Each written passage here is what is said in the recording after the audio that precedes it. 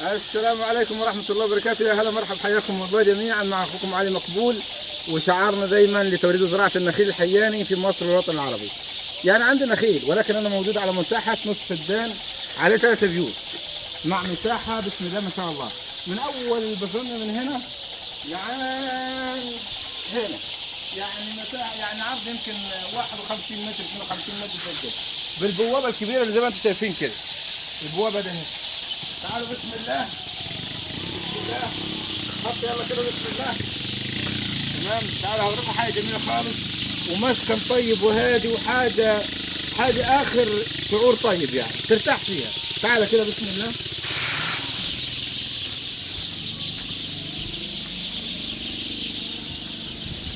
اللهم صل على سيدنا محمد. انا هنا على ارض ملك كده، طبعا شويه شجر كده زي ما انتم شايفين يعني، كتيبة عنب. ده بيت متشطب من جوه. تمام. في بيت تاني هنا كمان. ها؟ البيت ده متشطب، ممكن تحركنا هنا من هنا. البيت ده متشطب، وده بيت تاني برضو. ها؟ معمول طبعا من الالواح من جوه، متعرش بالالواح.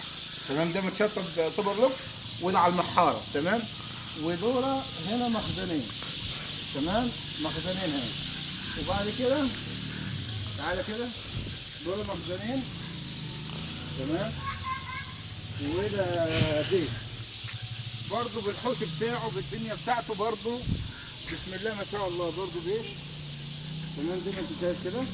طبعا الكهرباء في المكان، عدادات كهرباء ميه.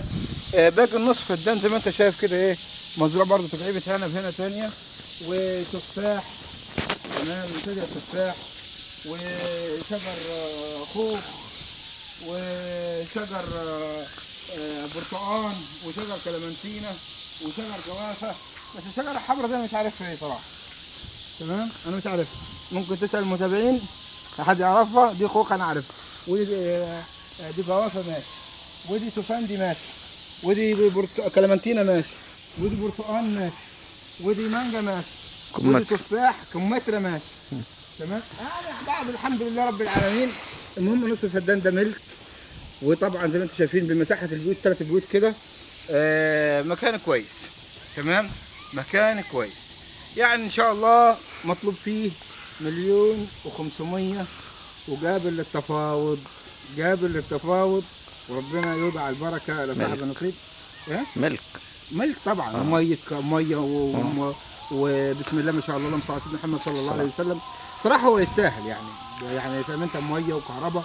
وهنا على بعد يمكن 2 كيلو من طريق اسماعيليه بورسعيد في الكيلو 17. انا هنا في الكيلو 17 لكل الساده المتابعين من اسماعيليه ومن المنايف ومن سرابيوم ومن 17 ومن ابو خليفه ومن الانطره، واي حد متابعنا برضه من القاهره، من اي محافظه في مصر، يا مرحب به.